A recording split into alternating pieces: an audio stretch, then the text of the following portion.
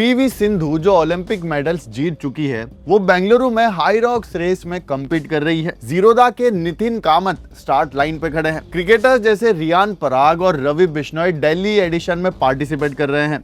एक 58 इयर्स की लेडी, जिन्हें आप हाई रॉक्स बैडी भी बोल सकते हैं, जो पहले 2 किलोमीटर चल भी नहीं सकती थी, आज वो 60,000 के टिकट्स और गियर खरीद के रेस में आ रही है। एक 78 इयर्स के दादाजी मुंबई में रेस कंपीट करके दिल्ली के लिए प्रिपरेशन कर रहे हैं और सिर्फ 14 मंथ्स में, मतलब मई 2025 से जुलाई 2026 तक पार्टिसिपेंट 1650 से बढ़ के सीधा 10,500 हो गए। हाई रॉक्स हैम्बर्ग जर्मनी में 2017 में बना एक रेस फॉर्मेट है और इंडिया में ये सिर्फ एक फिटनेस इवेंट नहीं, ये एक 8 करोड़ सिंगल वीकेंड में जनरेट करने वाली बिजनेस मशीन है। और आज हम समझेंगे कि ये कैसे हो रहा है।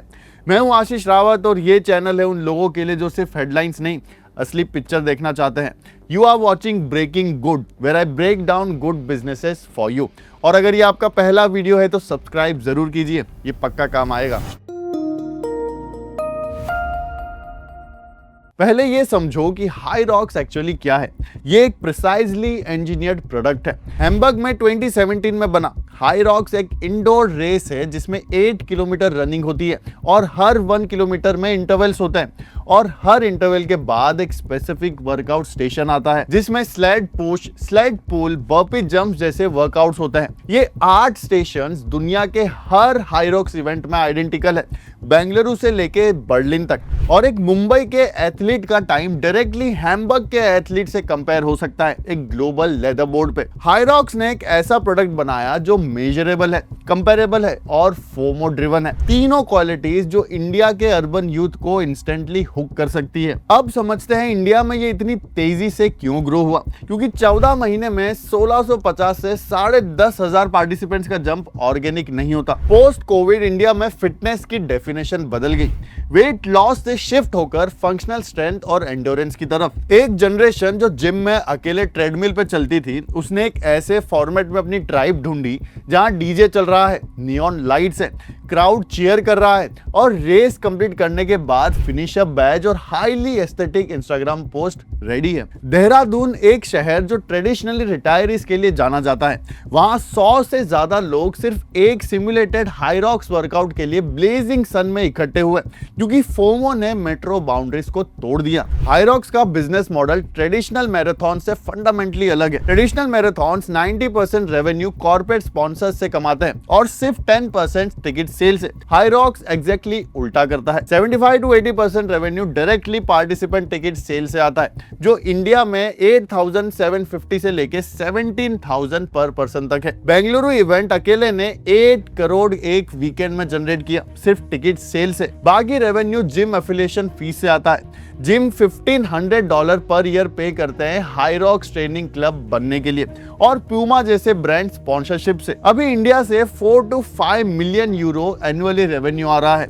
लेकिन हाई रॉक्स के फाउंडर एक्सपेक्ट कर रहे हैं कि ये फिगर इवेंचुअली 100 मिलियन क्रॉस करेगा और इंडिया उनका टॉप 3 मार्केट बन जाएगा यूएस और चाइना के साथ। अब आते हैं पीक्स 8 फेस्टिवल की स्टोरी पे, जो हाई रॉक्स की इंडिया सक्सेस से डायरेक्टली इंस्पायर हुआ एक होम ग्रोन एक्सपेरिमेंट है। जनवरी 10, 2026 को बेंगलुरु के सेंटर फॉर स्पोर्ट्स एक्सीलेंस में एक दिन का फेस्टिवल हुआ। 3,000 से ज्यादा एथलीट्स, 20 से ज्यादा पार्टनर्स, जिसमें high rocks, yoga, spin, Pilates और कुंफू जैसे एक्टिविटीज एक ही दिन में अवेलेबल थे।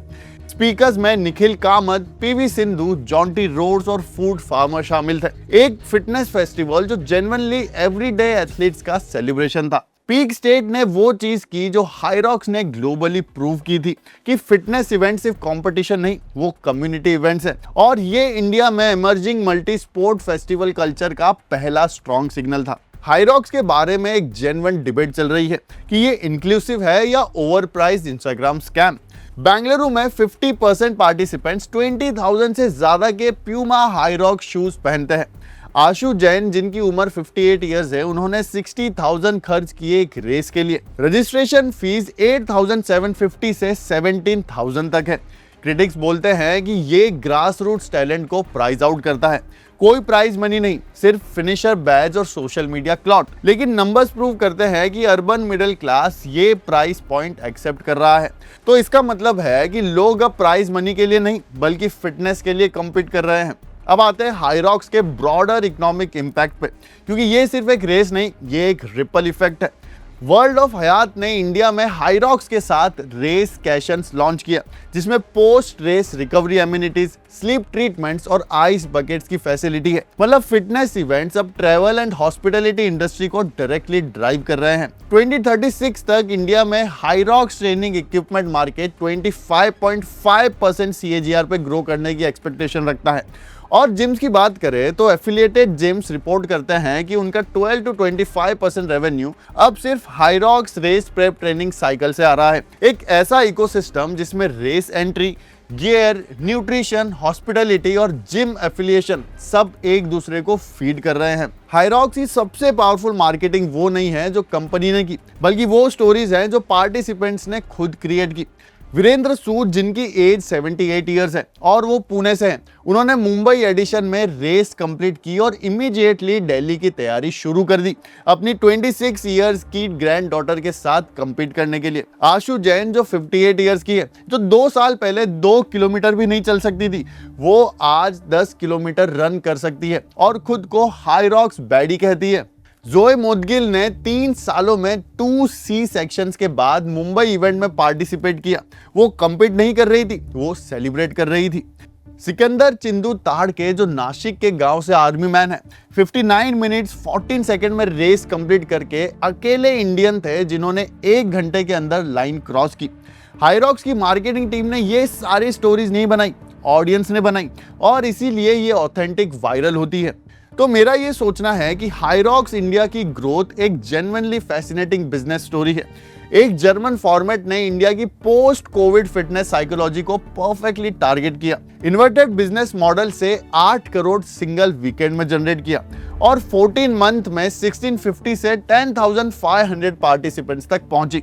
लेकिन मेरी कंसर्न ये है कि प्रीमियम प्राइसिंग और लिमिटेड इंडोर वेन्यूज इंडिया में स्केलेबिलिटी को कैप कर सकते हैं, क्योंकि 13,500 स्क्वायर मीटर के इंडोर हॉल सिर्फ मेजर सिटीज में है। मेरी बोल्ड प्रेडिक्शन ये है कि 2028 तक हाइरॉक्स इंडिया का 100 मिलियन यूरो रेवेन्यू मार्केट बन सकता है, लेकिन सिर्फ तब जब वो टियर 2 सिटीज के लिए अफोर्डेबल फॉर्मेट डेवलप करे और पीक स्टेट जैसे होम ग्रोन फेस्टिवल के साथ इकोसिस्टम बिल्ड करे। एक लाइन में देखें तो एक 78 इयर्स के दादाजी, एक ओलंपिक मेडलिस्ट और क्रिकेटर्स एक ही स्टार्ट लाइन पे खड़े हैं एक जर्मन फॉर्मेट के अंदर। ये प्रूव करता है कि हाइरॉक्स ने वो किया जो डेकेड से इंडिया की फिटनेस इंडस्ट्री नहीं कर पाई, और फिटनेस को सिर्फ हेल्थ से नहीं, आइडेंटिटी से कनेक्ट किया। और आपके लिए क्वेश्चन ये है कि क्या आपको लगता है हाइरॉक्स इंडिया में सस्टेनेबल है, या ये एक प्रीमियम अर्बन बबल है जो टियर 2 सिटीज में रीच नहीं कर पाएगा? कमेंट्स में जरूर बताइए and subscribe to Breaking Good, क्योंकि दुनिया को समझना सबसे बड़ा फॉर्मूला है जो आप सीख सकते हैं। मैं हूं आशीष, मिलते हैं अगली केस स्टडी में एक और इंपॉर्टेंट टॉपिक के साथ। जय हिंद।